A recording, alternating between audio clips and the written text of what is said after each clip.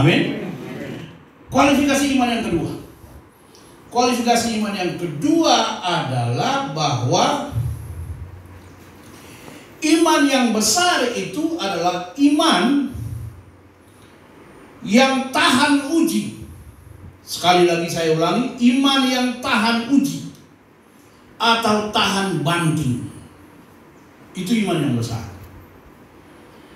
Wanita ini, saudara-saudara, sejak dia datang dan berseru kepada Tuhan Yesus, dia sudah tidak dipedulikan karena Yesus tidak menjawab. Bayangkan saudara datang sini dan saudara tidak dipedulikan oleh bagian penyambutan, saudara. Mau masuk saja, mau pulang aja. Rasa apa? Bagaimana perasaan saudara? Kalau saudara datang baru gembala juga dia cuek saja, dia tidak mau salam saudara. Orang suka kasih tangan, kasih maju tangan, kasih pelungku, gembala ngeles saja. Begitu ya. Bukannya gembala dia juga 7 pelungku buat saya, baru pelungku dengan pelungku baku kena. Kita sudah datang cari orang yang kita anggap bahwa dialah yang sanggup menolong kita, tapi orang ini tidak peduli dengan kita. Saudara lihat dari bacaan kita dari awal kan, ketika dia berseru, Yesus tidak menjawab dia. Malah murid-murid berkata, usir dia.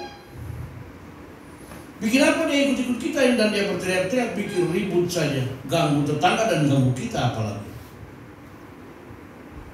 Lalu Yesus berkata, aku datang hanya pada domba-domba yang hilang dari umatku Israel. Sebenarnya dari sini saja sudah ada alasan untuk dia balik kanan gerak, dia pulang. Sudah ada alasan untuk dia kecewa dan tinggalkan Tuhan. Dan ada banyak orang yang seperti itu, saudara-saudara, imannya tidak tahan banting. Tantangan sedikit, kesulitan sedikit, dia sudah tidak dapat berbuat apa-apa lagi. Menangis, cengeng, lebay dan lain-lain. Tuhan tidak mau kita seperti itu.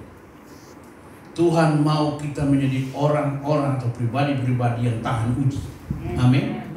Tahan banting. Apalagi ibu ini dibilang tidak patut mengambil roti dan dilemparkan kepada anjing. Roti itu punya anak-anak, bukan untuk anjing. Wah, ini lebih keras. Apakah Tuhan ini seperti ini, perangainya kasar seperti ini? Saudara-saudara, suka-suka Tuhan, suka-suka Tuhan Yesus. Dia mau bilang apa buat kita? Karena dia yang menciptakan kita. Amin. Tapi kalau dia menyatakan sesuatu, dia bicara sesuatu kepada kita, dia punya tujuan, dia punya maksud. Karena itu ibu bapak yang kekasih, kita tidak bisa tafsirkan sembarang-sembarang ayat-ayat firman Tuhan ini.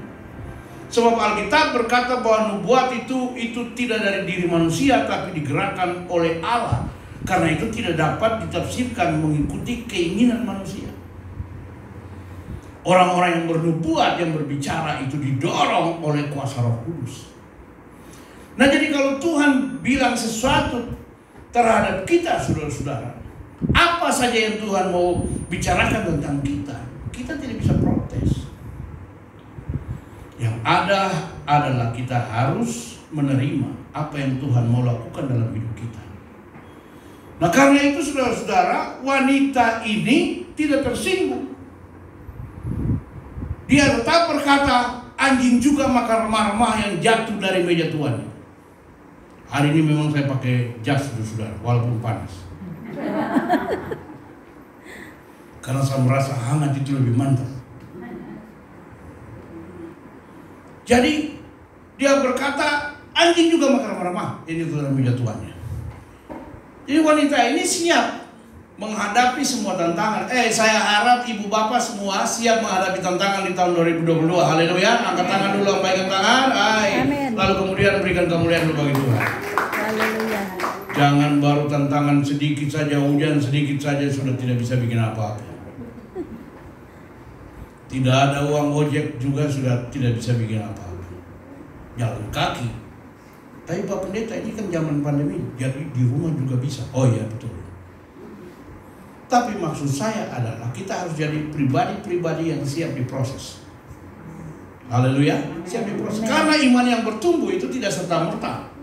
Tapi dia melalui sebuah proses, dan kita harus merelakan diri kita, membuka hati, membiarkan Tuhan memproses kita. Supaya iman kita jadi murni. Iman kita jadi murni. Karena itu kalau saudara perhatikan ya, perhatikan di dalam 1 Petrus pasal 1 ayat 7. Coba 1 Petrus pasal 1 ayat 7, satu orang sudah dapat, silakan baca. 1 Petrus pasal 1 ayat 7, ada? Satu orang baca. Yang sudah dapat suara yang keras, nyaring, silakan. Mulai baca dari ayatnya yang ke-5, 5, 6, 7. 1 Petrus pasal 1. 1 Petrus pasal 1 ayat 5, 6, dan 7. 5, 6, 7. 1 Petrus 1 ayat 5, 6, dan 7. Demikianlah firman Tuhan. Ya. Yaitu kamu yang dipelihara dalam Kekuatan Allah. Ya. Karena imanmu sementara kamu menantikan keselamatan yang telah tersedia ya. untuk dinyatakan pada zaman akhir. Bergembiralah akan hal itu. Bergembiralah akan hal itu. Ya. Sekalipun sekarang ini kamu seketika harus berduka cita. Kamu seketika harus berduka cita Oleh berbagai pencobaan. Oleh berbagai pencobaan, ya. Terus Maksimal semuanya itu. Maksud semua itu bukan maksimal. Ya, maksud semuanya itu ialah untuk membuktikan kemurnian imanmu yang jauh lebih tinggi nilainya daripada emas yang fana, yang diuji kemurniannya dengan api, sehingga kamu memperoleh puji-pujian dan kemuliaan dan kehormatan pada hari Yesus Kristus menyatakan dirinya. Amin. Nah, maksud semua itu adalah untuk kemurnian iman kita. Iman yang murni, iman yang besar itu melalui sebuah ujian. Jadi tidak serta-merta langsung iman kita besar. Tidak serta-merta.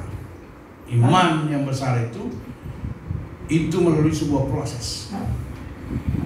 Tatkala kita merelakan diri untuk diproses oleh Tuhan, masuk dalam ujian-ujian iman ini, maka kita akan kedapatan menjadi orang-orang yang siap untuk menerima kemuliaan dari Tuhan. Kita layak, iman kita besar. Kalau iman kita besar, ibu bapak yang kasih dalam Tuhan, maka jadi seperti yang kau kehendaki, kata Tuhan. Kamu kehendaki apa? Kamu punya iman enggak? Kalau kamu punya iman, bisa terjadi. Karena bukan kita yang mengadakan, tapi Tuhan yang mengadakan. Amin. Jadi ini kualifikasi iman yang besar yang kedua ya. Siap diproses, tahan uji, tahan banting. Jadi jadi umat Tuhan, jadi anak Tuhan, jadi orang Kristen harus tahan banting. Ombak gelombang banyak, badai tofan banyak, tanah goyang banyak, tapi kita harus tahan banting. Ada orang yang tidak ke gereja karena mikir-mikir tanah goyang. Dia kaget katanya, kok bisa jadi gempa ya? Baru saya jadi kaget tuh, karena itu saya belum bisa pergi ke gereja. Justru kalau kau tinggal di rumah, bisa-bisa gempa di kau punya rumah sendiri. Orang lain tidak, Tuhan bikin gempa di situ supaya kau tambah bergoyang. Gempa berapa hari lalu itu kan lumayan ya. Lumayan nih, saya lagi duduk di ranjang, saya pikir siapa yang datang goyang ranjang sampai dia goyang-goyang betul ya. Baru saya dengar anak saya berteriak, "Pagi keluar." Oh, gempa rupanya. Jadi kita harus jadi pribadi-pribadi yang tahan banting. Bergereja, bersekutu di ruang AC, siap. Di ruang yang panas, siap. Haleluya. Amin. Jangan jadi Kristen yang mau enak saja. Sekali lagi saya ulang. Orang zaman sekarang, Kristen zaman sekarang mau enak saja. Enakan di ruangan AC Pak Pendeta. Jadi kita jadi enak, tidak keringat, tidak kipas-kipas. Kau cari Tuhan apa cari kenyamanan? Kalau cari kenyamanan tidak usah ikut Tuhan. Dan jangan jadi jemaat Kapernaum kalau kau cari kenyamanan. Karena jemaat Kapernaum itu perwira yang perkasa dalam Tuhan. Amin. Be a mighty army in the Lord. Kita tentara-tentaranya Tuhan. Tentara itu dia tidak cari kenyamanan. Yang dia cari adalah bagaimana supaya tetap berkenan kepada komandan. Amin. Amin. Jadi lagi tidur, bel bunyi atau komandan langsung panggil, bangun kita berangkat. Berangkat tidak bisa bilang, aduh komandan saya yang tadi tidur agak terlambat jadi biar saya tidur dulu. Lebih baik kau desersi saja, atau kalau tidak kau dipecat. Kita tidak cari kenyamanan ikut Tuhan, tapi kita cari bagaimana supaya kita berkenan kepada Tuhan. Karena Tuhan Yesus berkata kepada ibu ini, bersarilah